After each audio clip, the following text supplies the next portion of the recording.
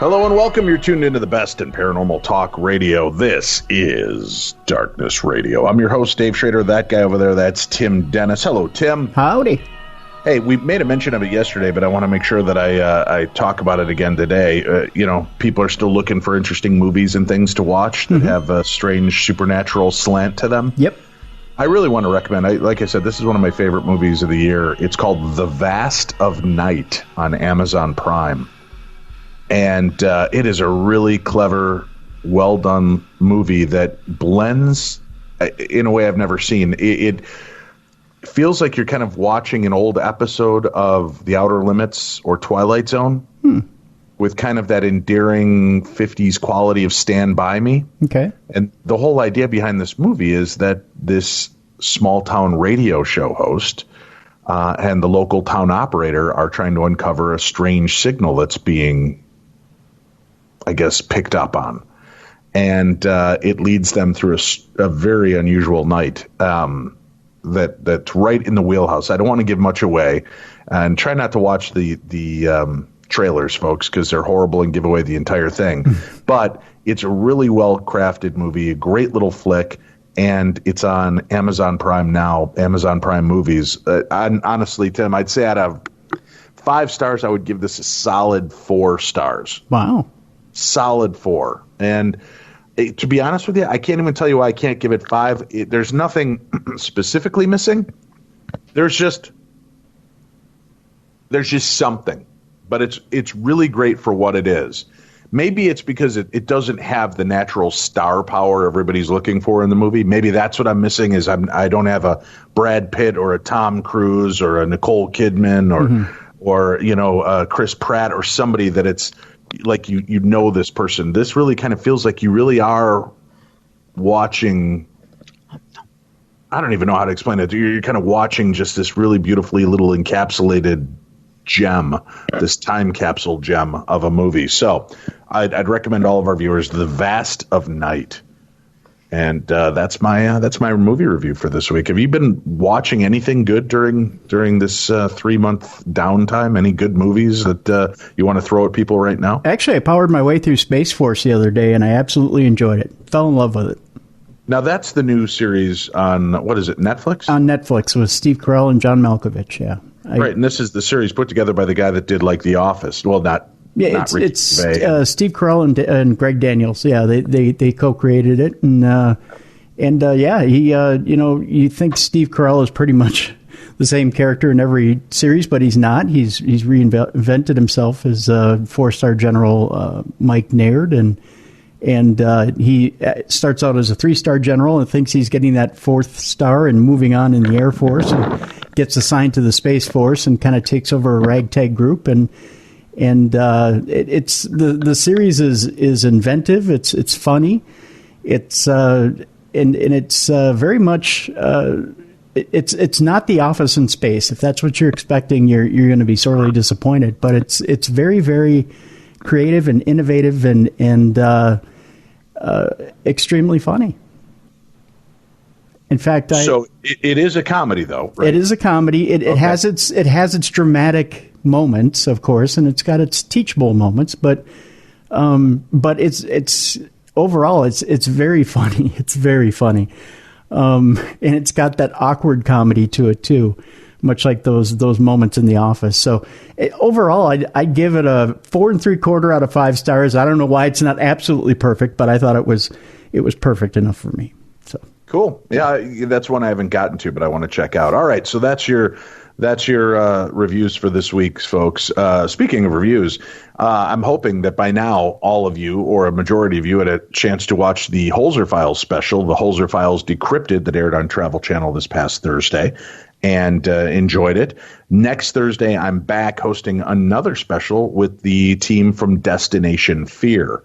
And I'll be sitting down with Dakota Layden and his sister Chelsea and Tanner, and we're going to talk over some of their favorite moments from their first season of Destination Fear. The following week, I'll be sitting down with Amy Bruni, Adam Berry, and Chip Coffey from Kindred Spirits and reviewing some of their highlights from a really interesting episode.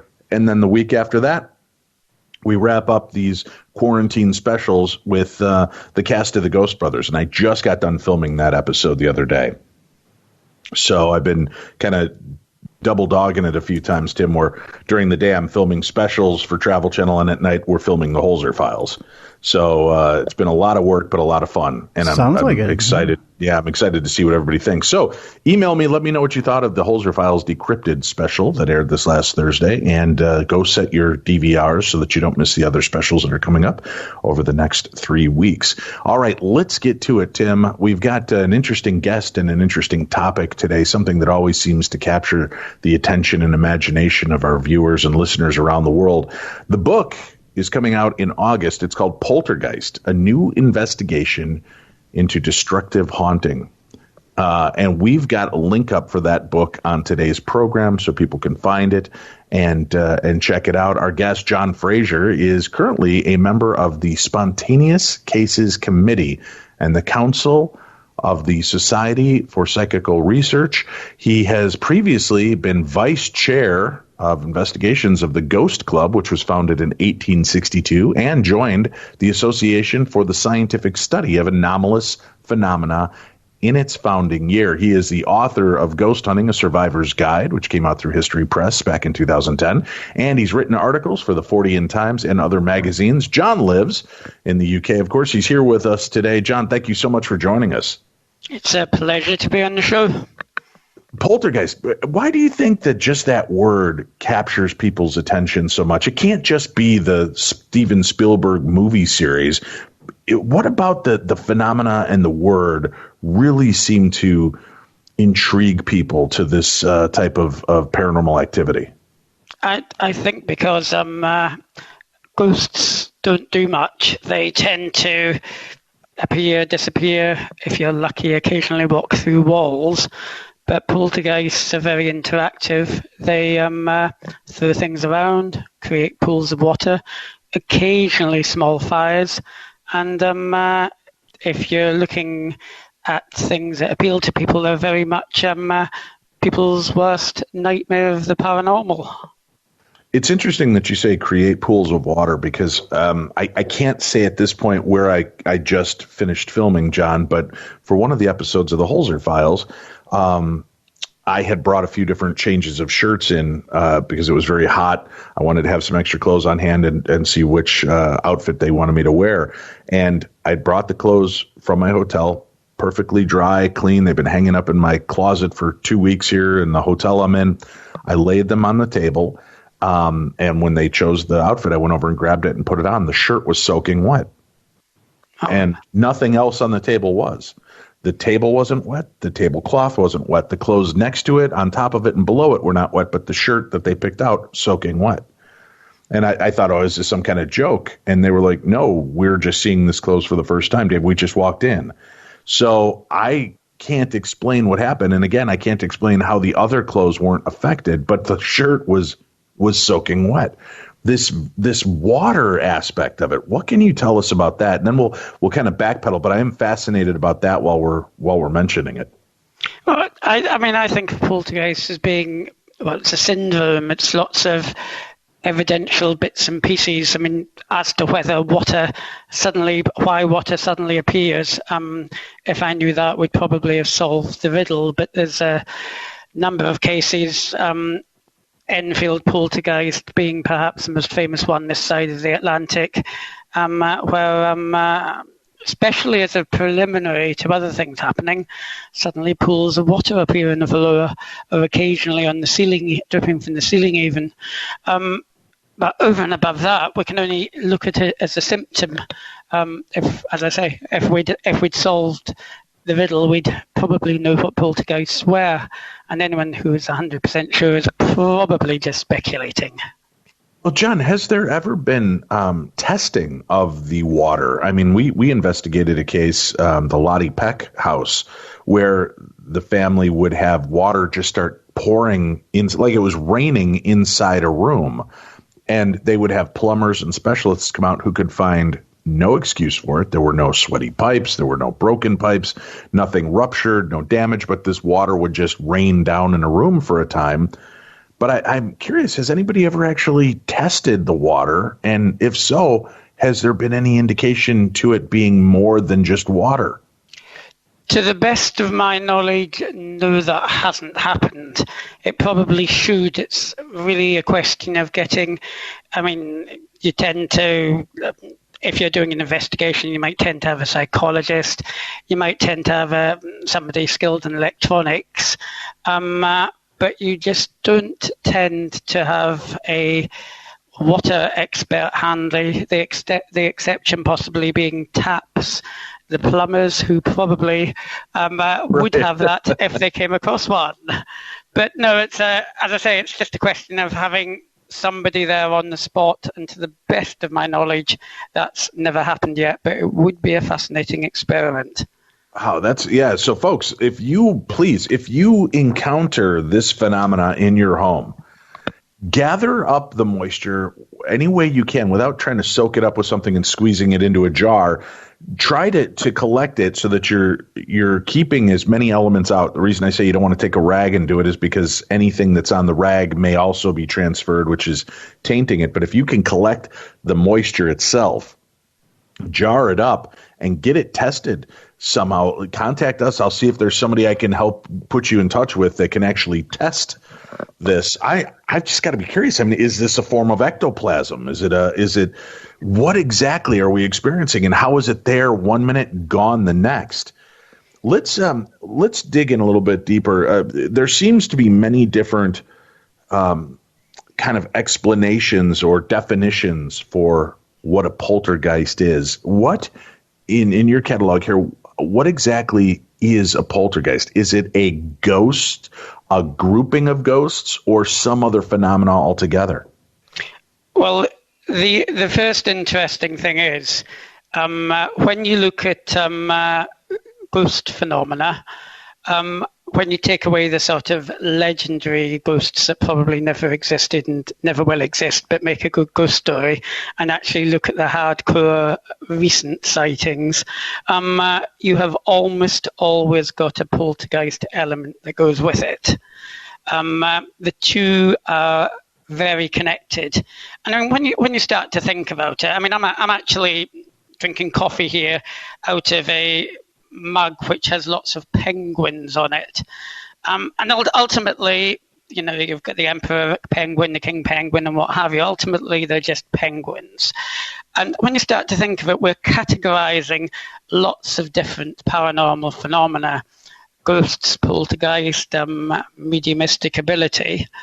And as I kind of researched this book, I started to see that there was a absolutely massive overlap. And whatever we're talking about is possibly just one type of phenomena. There was a survey done in the 1970s books by some researchers called Gold and Cannell that basically showed that at least 30% of poltergeist cases had haunting, had apparitions, and about another 30% had audio ghostly phenomena. So I think the two are one and the same. Do you think that one feeds the other, this chaotic energy of whatever a poltergeist might be, maybe not necessarily a spirit in nature, but an energy discharge, is enough to work as a battery so that spirits or ghosts are able to be seen because of that energetic transfer? A lot of people would think that, and that's definitely a possibility. I tend to turn it on its head. I mean, the thing about poltergeists and to be honest, ghosts, is they don't really do much that makes much sense at all.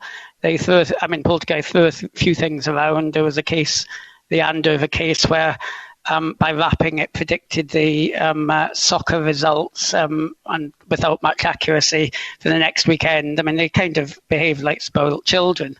I tend to think that on the balance of evidence, at least, they're far more likely to be powers within us than an outside entity. I mean, if I was a self-respecting, afterlife ghost, I mean, would you really do half the things that you that you find in the average poltergeist case, just randomly throwing things around, creating pools of water for that matter. And when any communication's got, nothing of any real meaning at all. So I tend to, I suspect 99% of spiritualists would disagree with me, but I tend to think we might be looking for something within us. It's interesting because if this energy is manifesting in a way, and so many paranormal investigations are trying to collect data like barometric pressure and temperature, different things like that. If in these cases where there is an intense power, like you said, a haunting is usually this kind of ghost that's there 1 minute, gone the next, doesn't really do anything of any import. But when a poltergeist is taking place, this type of activity, there seems to be a much more prominent kind of release of force, whether it's coming from us, the humans, or some other spiritual element. I wonder if that is what's causing elemental changes like water, when you've got certain, the heat, the humidity, the cool things coming together in one, and people talk about cold spots of spirits, and is that creating basically this interior rainstorm because of these different temperature changes and doing it so quickly and radically that it's creating these pools of water? I think that would probably be a fairly logical deduction, because yes, I don't think the water is probably more of a after, like a byproduct. That was the word. A byproduct, and that's what causes it. There's a particular interesting case that I mentioned in Poltergeist. Let's call it Poltergeist: A New Investigation, because the whole title goes on for about ever. Over a church, an old church in Essex, England, Langenhur Church, which had both ghostly and poltergeist phenomena, and just happened to be at the epicenter of England's last major earthquake in the late 19th century, and is basically on a fault line. So there must be all kinds of possible geomagnetic and forces working there. And there seems to be when you look at cases, there seems to be a trigger of possible emotional energy. Maybe somebody's had a recent bereavement, or somebody's lost a job, or even somebody's just moved house, which, if you look at it, is probably one of the most stressful things you do. And possibly environmental effects as well, which kind of create an amazing cocktail which could trigger all kinds of interesting things off. What if this activity is taking place and it's got these powerful byproducts, things moving, leaving moisture, doing this, why are we not able to effectively diagnose the type of energy? Is it geothermal? Is it nuclear? Is it electromagnetic? Some seem to indicate that it's more of the electromagnetic aspects, but there are other times when the EMF field readers and things like that don't ping at all, but crazy activities going on. Why do you think scientifically we cannot limit it to one type of energy expulsion? Probably because we haven't got enough hardcore scientists involved. Our side of the Atlantic, we've got about 8 universities that would admit to having some kind of parapsychology department, although they do call it, they sometimes disguise it with calling it animalistic psychology. That's just the psychologists. We have very few hardcore physicists actually involved, so certainly our side of the Atlantic, we're relying on volunteers grabbing what expertise they can. Are things really any different your side of the Atlantic? I know you've got Duke University and what have you, but I think you've probably got the same problem. And that's what it seems. And that's what's so frustrating to me. And I think so many people that are fascinated by this field is that there doesn't seem to be one universal knowledge about this. I mean, we believe that, or at least this has been propagated for years, right? There's always going to be this one poltergeist agent that it seems to center around. The theory is longstanding that it's usually a prepubescent teenage girl about to hit puberty. But we've seen that it actually has happened in menopausal women, men's lives, boys' lives. There doesn't seem to be a hard and fast rule to any of this, and why or how it takes place. I think there is and there isn't. I mean, I think looking at the menopausal girl was far too simplistic. But in nearly every case, there is some kind of trigger. As you say, it could be the menopause for that matter, although I haven't come across that many cases myself. But usually when you look back, something has happened that has triggered the phenomena of some change of life, some, as I say, moving house is a particularly good one. And then you get the story of moving into a haunted house when you've possibly created it yourself by moving in the first place.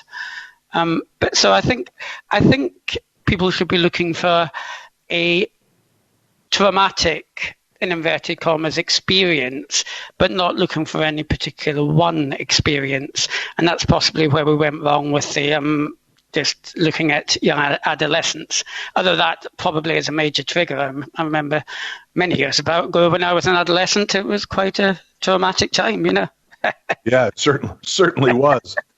I may be, 40 years removed from that 12-year-old boy, but that start into that life is very traumatic in many different ways and overly dramatic. Let's reeling it back again with poltergeist phenomena. What are some of the key elements we look for to denote that this is in fact under that umbrella of poltergeist? Well, there's the obvious ones, obviously.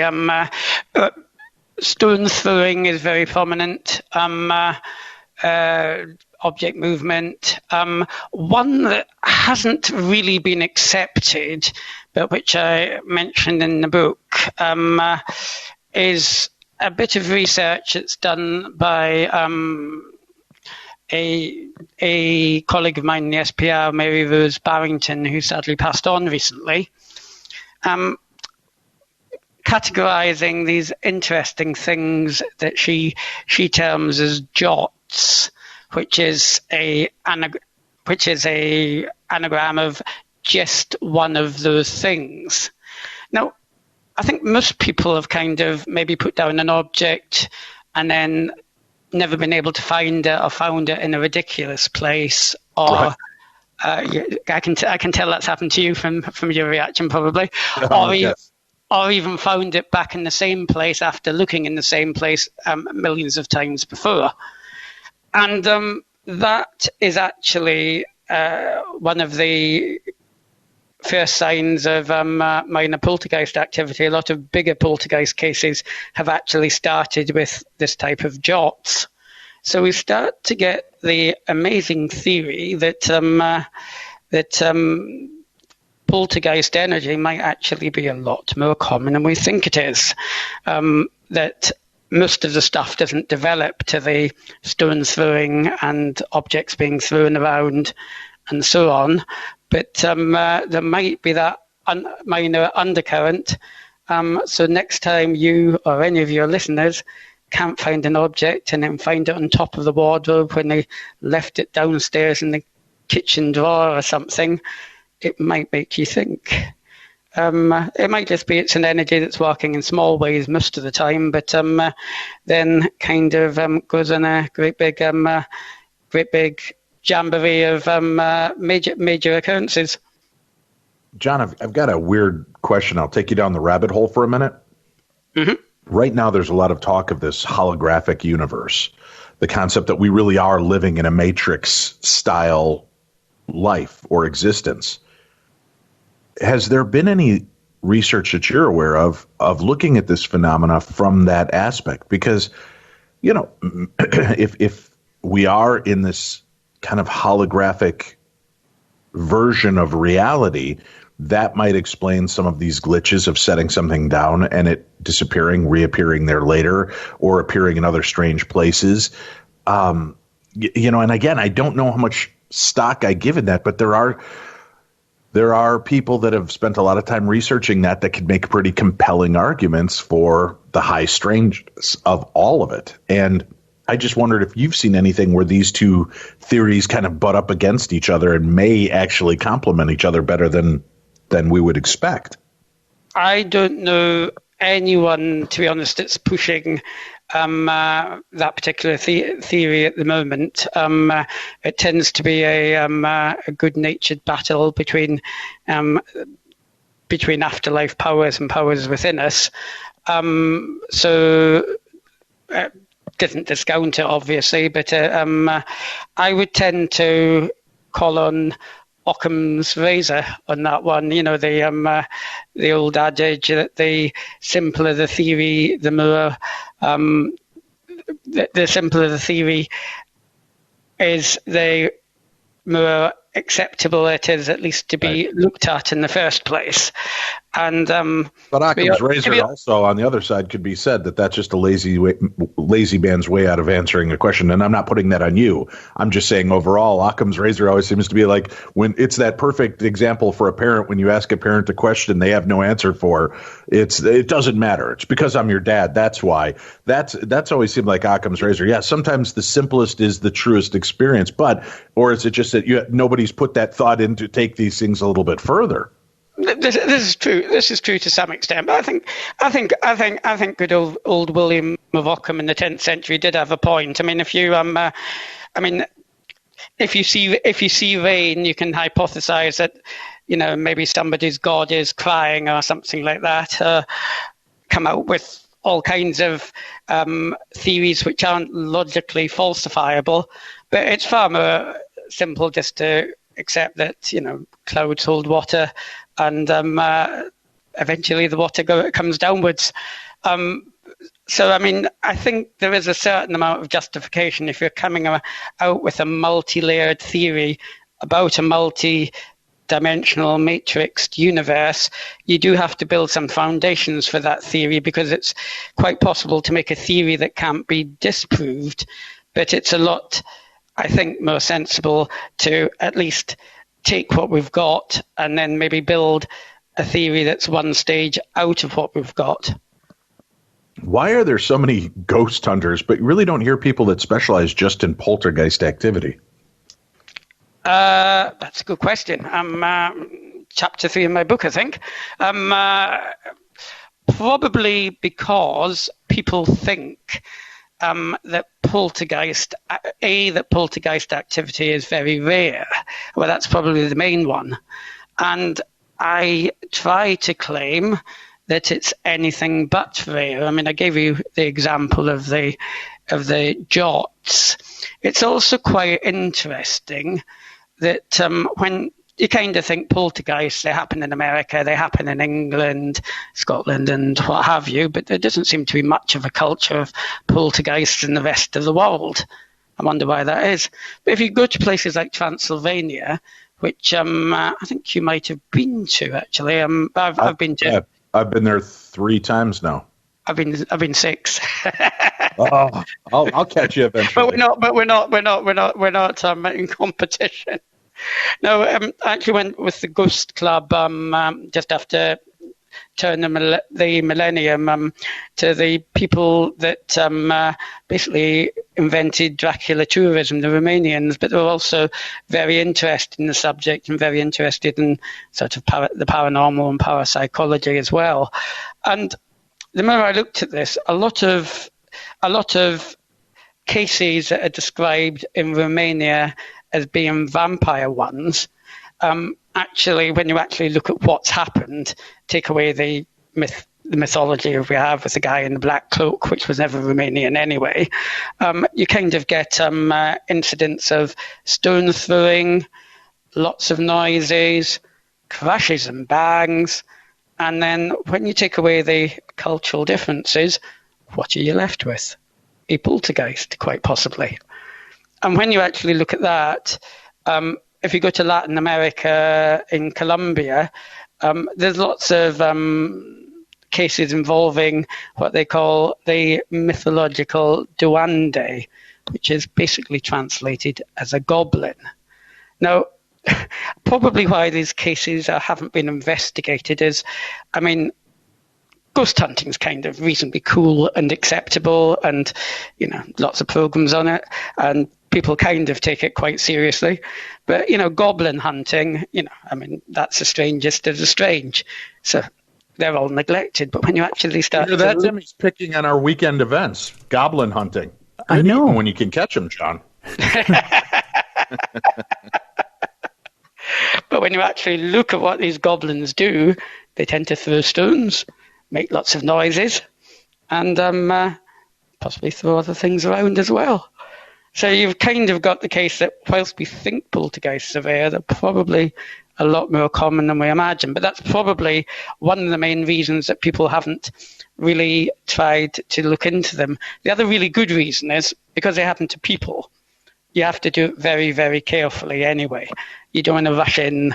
The worst thing you can do is take one of these people that call themselves a demonologist and frighten the life out of people that are already pretty frightened by what's happening. And if it is nervous energy, possibly trigger some other phenomena. So you have to, it's something you probably want to learn about before doing, but which is, again, it's a lot easier to spend the night in an old house that's open to the public than it is to suddenly go into a spontaneous case in somebody's home. So I think that's probably why it's been neglected, but it shouldn't be. I agree. Let's take a quick break. We'll be right back with more Darkness Radio. Adopt US Kids presents What to Expect When You're Expecting a Teenager. Learning the lingo. Jelly. Jelly adjective. Jelly is a shorter, better way to say jealous. As in, Chloe, I am like so jelly of your unicorn phone case. You don't have to speak teen to be a perfect parent. Thousands of teens in foster care will love you just the same. Visit adoptuskids.org, brought to you by the U.S. Department of Health and Human Services, Adopt U.S. Kids, and the Ad Council. I'm Andrew Saul, Commissioner of Social Security. Beware of telephone scammers pretending to be government employees. Real Social Security employees will never threaten you. Callers threatening you with arrest or other legal action and demanding money are not from us. If you receive a call like this, hang up, do not provide them with any form of payment or information. Report the call at oig.ssa.gov. John Fraser, our guest, as we're discussing his book, Poltergeist, A New Investigation into Destructive Haunting. And we're just kind of fleshing out some of the different aspects of this phenomena, why it is so prevalent in specific areas and not in others. But like you said, you made a great point. It is, but it's just been given different names in a lot of different cultures.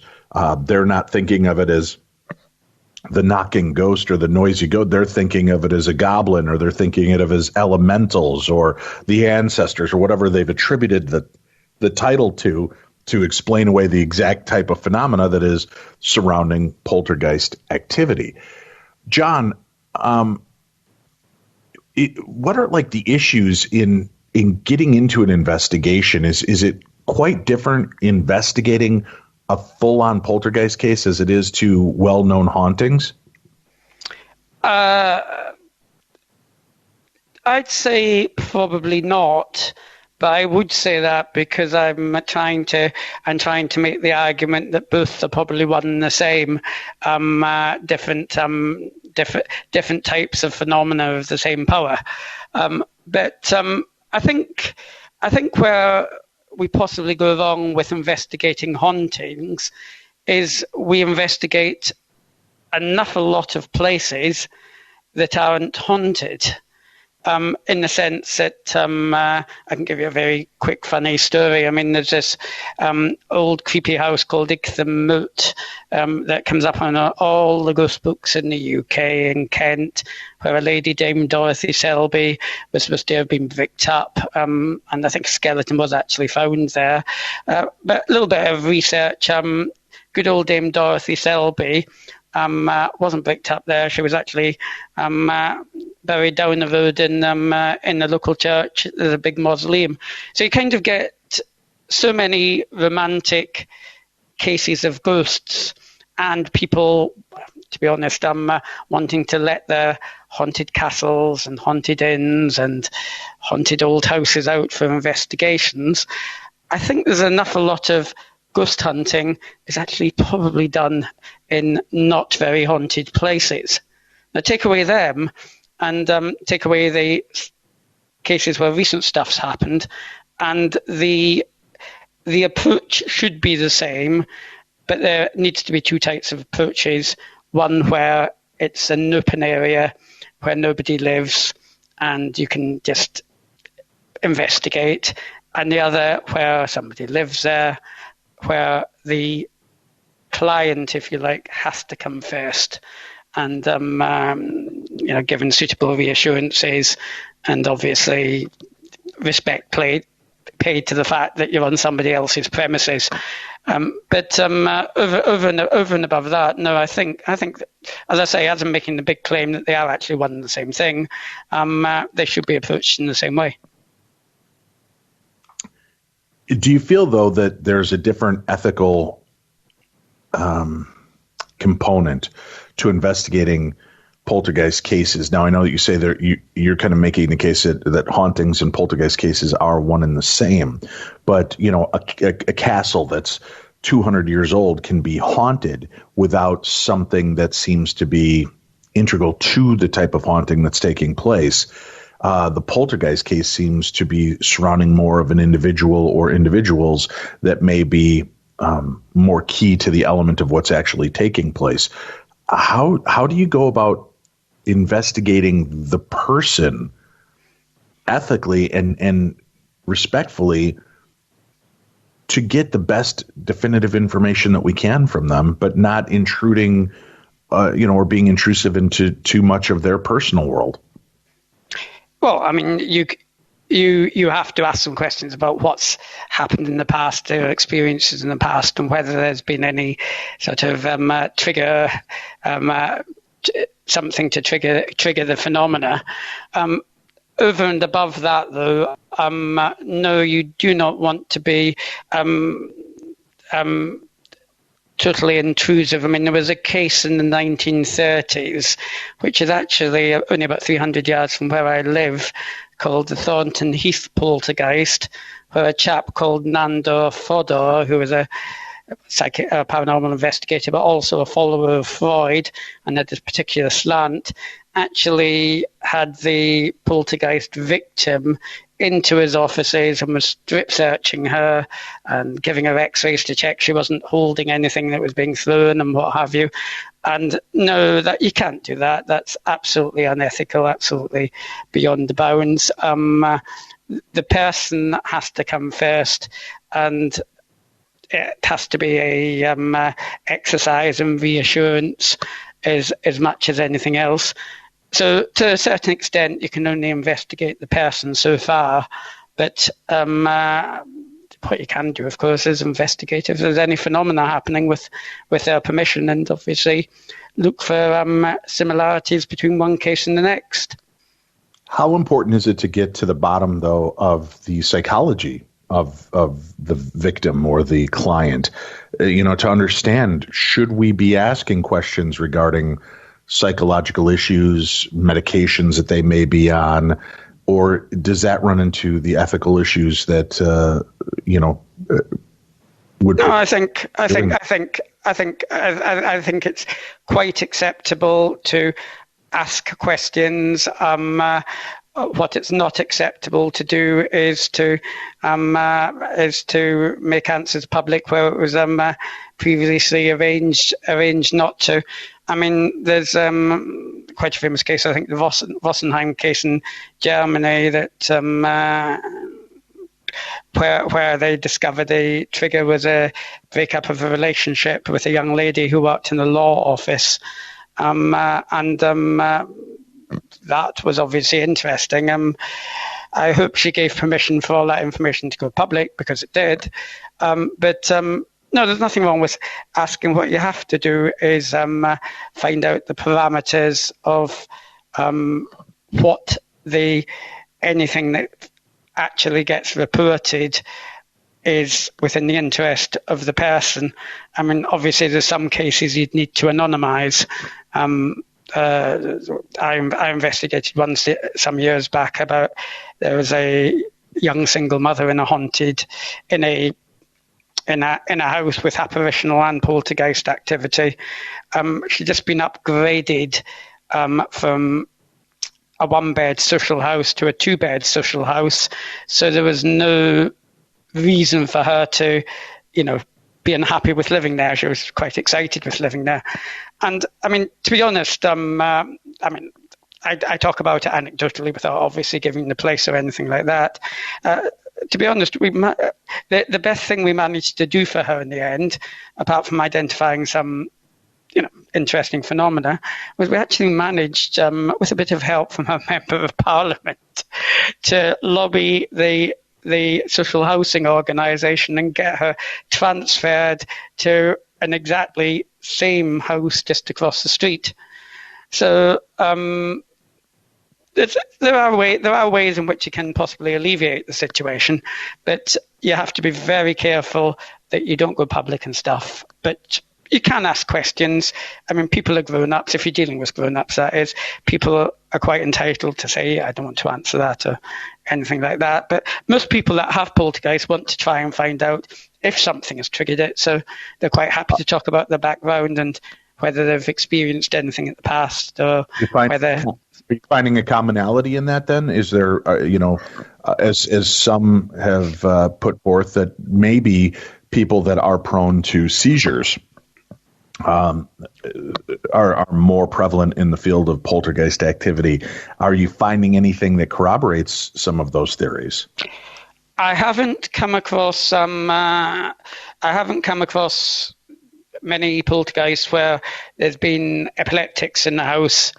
To be honest, it seems to be more a life event than a particular medical condition. Either that or an event surrounding the premises that would kind of trigger people into a state of heightened expectation. I mean, I do actually make a claim in the book that the wonderful, controversial Amityville horror could actually have just been a minor poltergeist activity. I mean, when you actually look at what happened there and take away all the Thornton films, there was a few object movements. There was people going into the house of a murder victims, which is plenty of stress. There was people overextending in the mortgage. And when you take away the fourth, the footprints in the snow, which could have been anything, I think the devil appeared in a suit at the back of a fireplace, which is obvious pareidolia. You're kind of left with a few interesting possible poltergeist incidents. So I'd say it's more life situations and medical conditions, though I certainly couldn't discount the latter. I just haven't come across that many myself.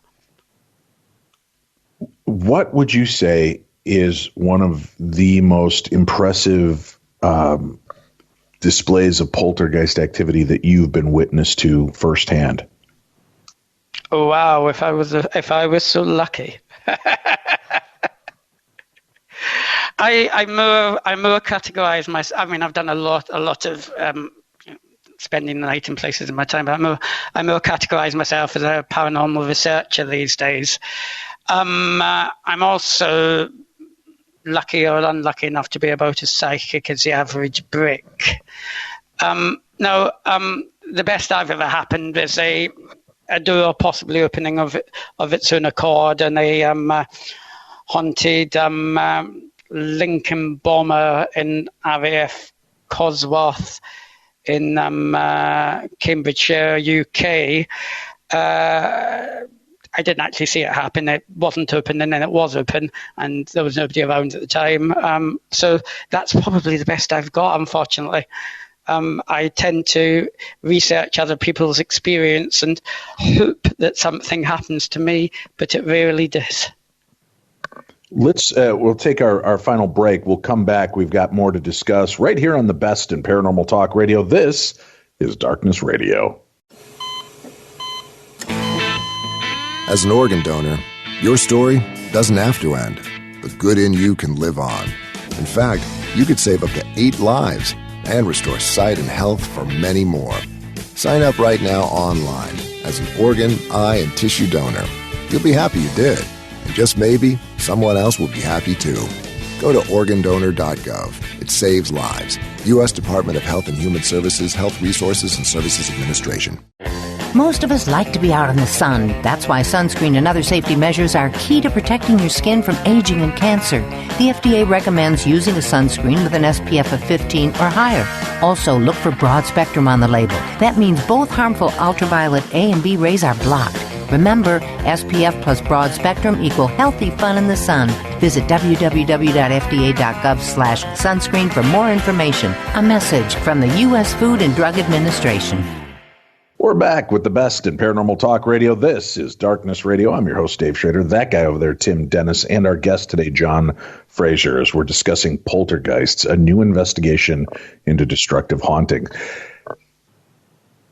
How does poltergeist activity differ at all with mediums? And do you give stock to mediums in investigations for paranormal activity to begin with?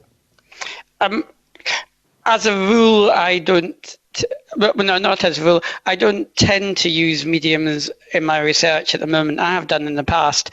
I certainly think it's an interesting experiment to take a medium into a lesser known premises to see what they can pick up, because it's an open experiment. If they don't know the background and they find something out about the background, it's very impressive. Going back to that case of the single mother in the social housing, we did actually take 2 mediums in there, and they did actually identify the kind of areas where the entity had been reported as standing, and the sex and approximate age of the entity, as it had been told to myself by the lady in question, but not to them. That could have been ESP, but still, that's quite impressive anyway. I think, especially when it comes down to physical mediums, there's undoubtedly an overlap. You've got the likes of Matthew Manning, who's now a world-renowned medium, who started out as a boy whose poltergeist incidents used to follow him around so much he nearly got expelled from school. And then when you actually think about that, I mean, there's got to be some kind of overlap.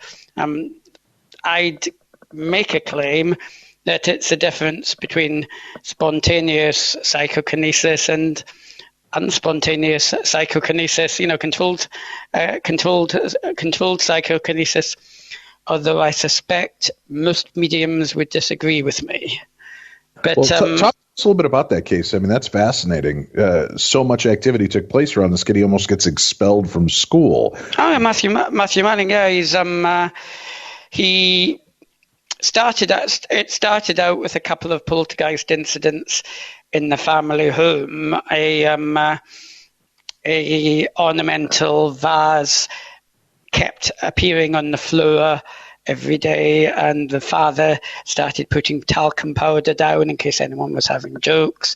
And no, it still appeared, and it was quite clear it was actually had jumped and went flat down on the floor, because there wasn't any dragging movements or anything like that, let alone footprints.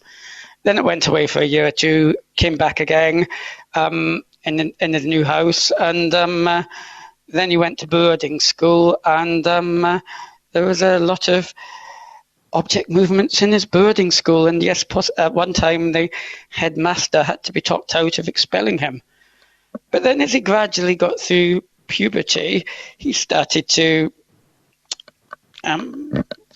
certainly pick up the fact he had some kind of psychic powers, and he started channeling them, doing automatic writing. Actually wrote a best-selling book at the age of 21, and is still around today, and is still, I think he's more into healing at the moment. So you've actually got a gentleman who has went through the whole spectrum, in effect, of paranormal activity, from poltergeist activity to automatic writing, to being a medium, to being a healer. And I think, why look for lots of little boxes? I think you've probably got one big box.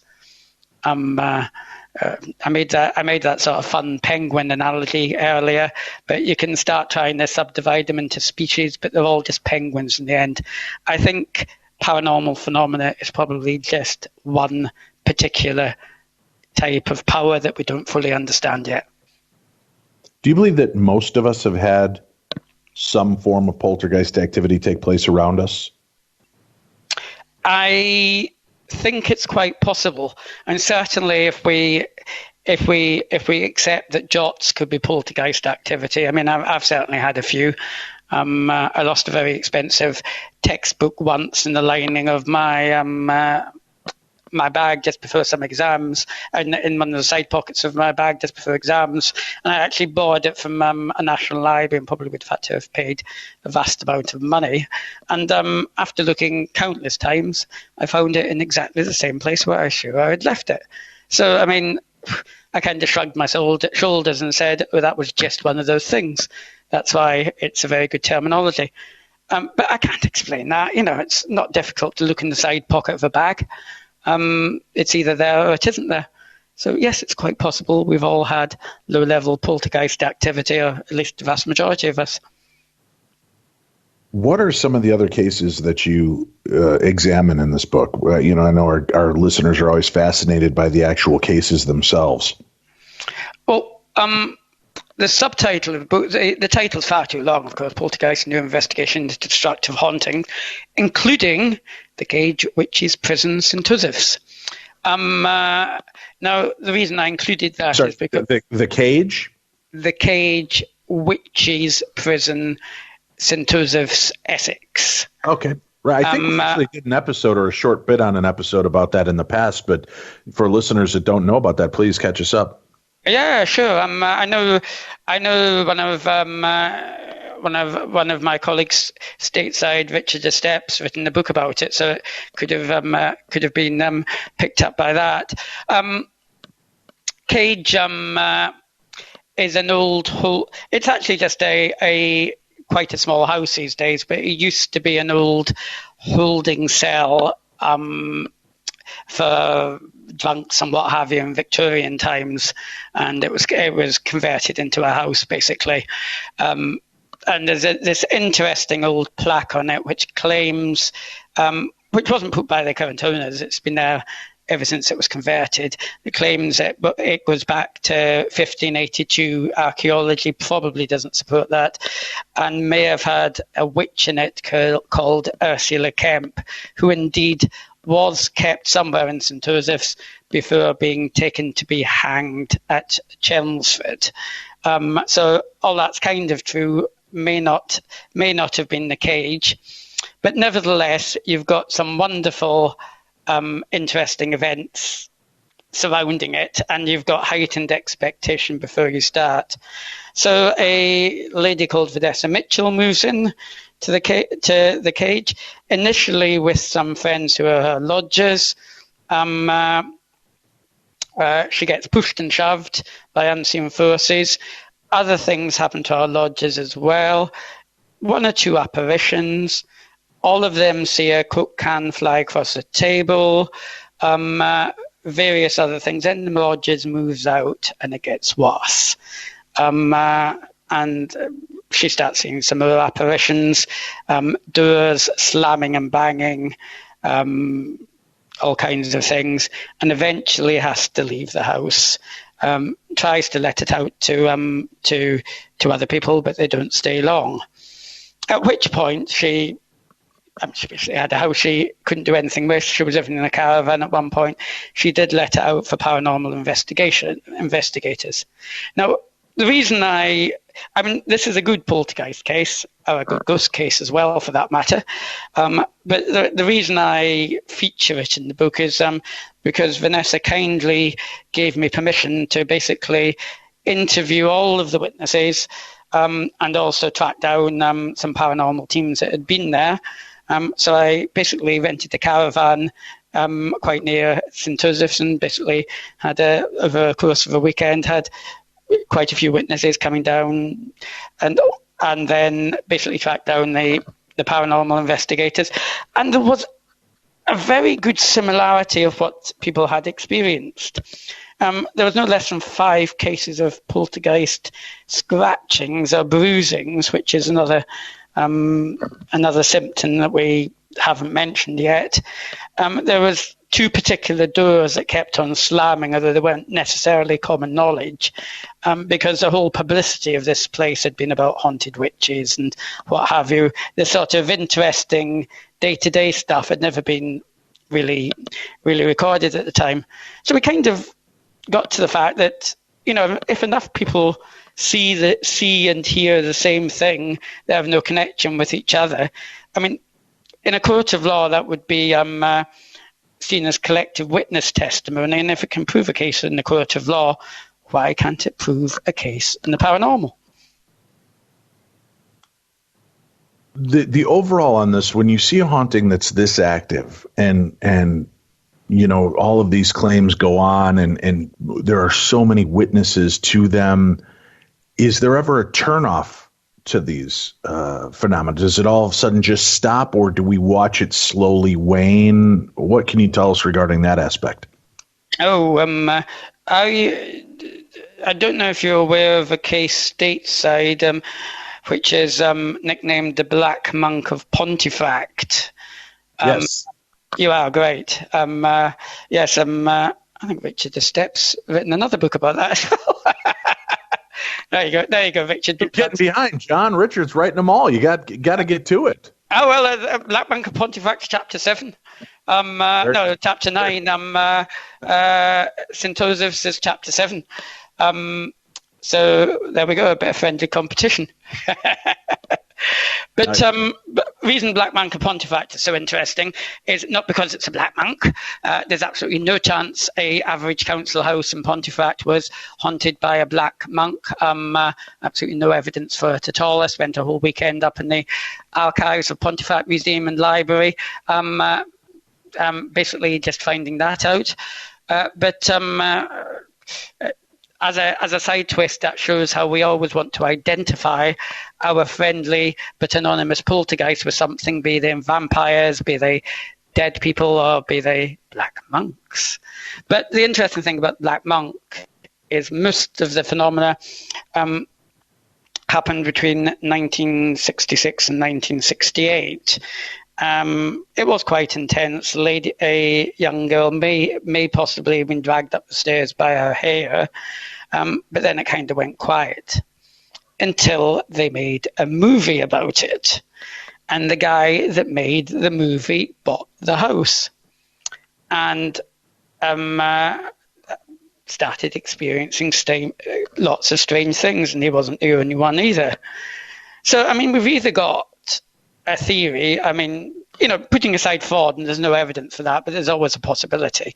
But we've either got a theory that there was a black monk, he sort of thought he'd take a 35-year rest and pop his head up again, or heightened expectation of something, talking it up, can actually cause something to happen itself.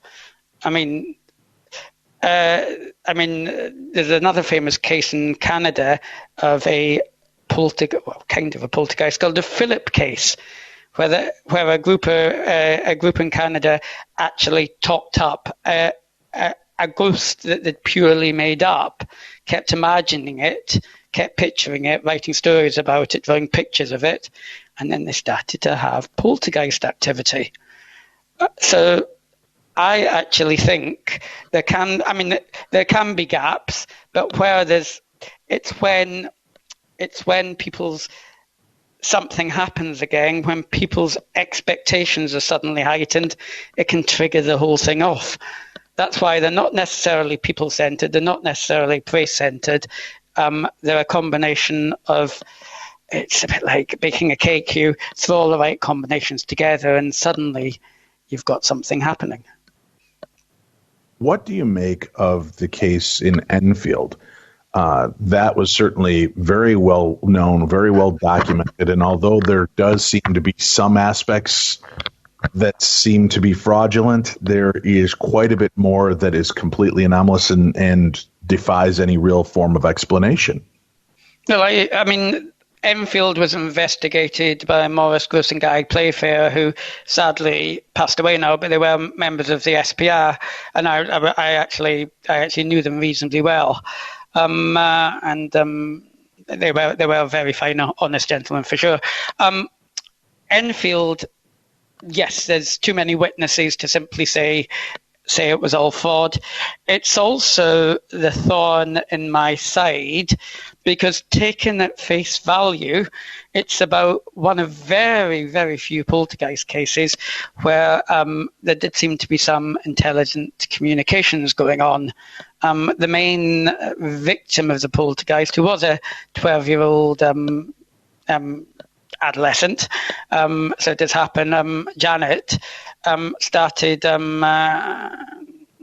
through automatic talking, identifying who the poltergeist was, a guy called Bill, and on research, and there's no reason she should have known this, they actually found out the exact place where he died, which was the place that Janet had, or the voice through Janet had identified, the cemetery he was buried in and what he died of.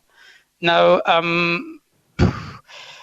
taken at face value, that ruins my theory. So, but thankfully, one of my colleagues has just transcribed all 150 hours of the Enfield Poltergeist tape. So I might have a little bit of interesting bedroom reading or bedroom listening at some point. Do you think, though, that in listening to the original recordings and the things that were taking place there, could this evoke activity around you? Oh, are you hoping so? That's a theory. I think if I was sitting here listening to the Enfield tapes, after just speaking to you and you putting the idea in my head, it wouldn't be impossible. It would be a bit like the Philip experiment, where you're thinking, watching the tape go round and round and suddenly getting to a heightened expectation state. I think if you thought it might, it would. Does that make sense? It does, right. If you kind of set that intention, or you have that fear, then are you really having the experiences, or is something that, as you said, was just strange phenomena, or just something that we would have casually cast off as just one of those things? Oh no! I'm saying you might really be having the experiences because you get yourself in an emotional state. You might actually move a couple of inches or something like that. It could be a trigger.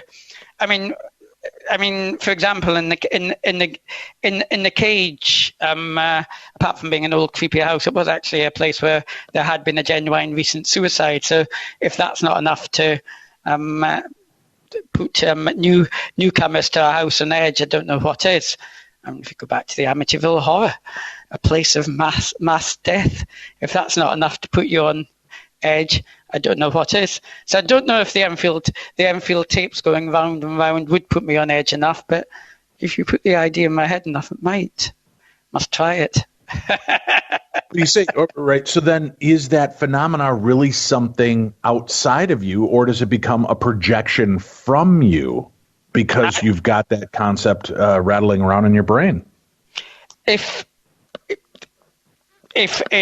I'm right, big if, 90% of mediums and afterlife enthusiasts would disagree with me, of course, and they may be right. But if I'm right, yes, it would definitely be a projection from us, and that's why I like. That's why I love the Philip experiment so much, because they actually created a poltergeist.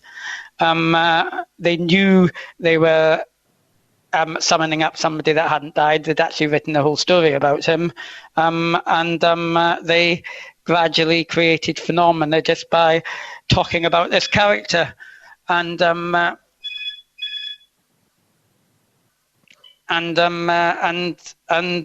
literally created a poltergeist out of nothing. No history, no ghost, no dead person, just by pretending something existed when it didn't. I think so that talks about then how powerful we truly are as people. And what do we bring to this? Is this phenomena even dead people, or are we powerful enough, and we just don't give ourselves credit, that we are projecting our own anxieties, fears, love, hate, greed, and it becomes a living, breathing entity of its own because of that?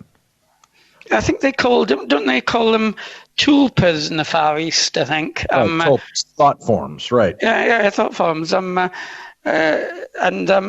I think it's perfectly possible, certainly not proven beyond all reasonable doubt, but it's a good it's a good place to start. That yes, we create our own poltergeists. They are us. They are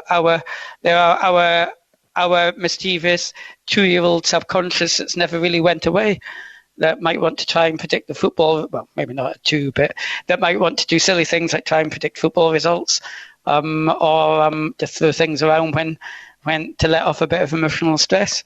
I talk about there was a chap called Colin Wilson that wrote a book on poltergeists about 35 years ago, and he started off thinking, because of the rest of the writings, there were the power of the mind, and actually flipped his theory halfway through, partly because of this Black Monk case. And I think I try in the book, or I certainly try in the book, to gradually flip it back, because everything fits together. I mean, you've got worldwide phenomena. You can create your own poltergeist. All you need is a instruction manual and a cardboard cutout, and off you go. And there is no real need to, and they don't do anything. I mean, I often say a poltergeist would be the last person you want sitting next to you in a pub, not because he would move your beer glass, because he wouldn't say, or he or she wouldn't say anything of any interest. They're repetitive. They are. If it wasn't for the fact they create paranormal phenomena, they'd be deadly dull. They don't do anything intelligent. So why do we think they're the afterlife? I don't know. Fascinating stuff. The book will be out this August. We have a link. You can pre-order the book right now, and make sure you check that out. There's also a link to our Amazon shop where you can find other great books on the paranormal as you're waiting for this one to arrive. You can also find cool swag, toys, games, clothing, accessories, and more. So make sure you click on that link. John, thanks for spending some time with us and going over the research and work that you put into this book so lovingly. It's been an absolute pleasure. Thanks for having me. It's been great. We'll be back again next week. We've got more of the best in Paranormal Talk Radio. And remember, next Thursday to watch Destination Fear Behind the Screams with the Destination Fear crew and myself on the Travel Channel, re-examining their first season. And, of course, we'll be back on Tuesday with more True Crime Tuesday. You've been listening to the best in Paranormal Talk Radio. This is Darkness Radio.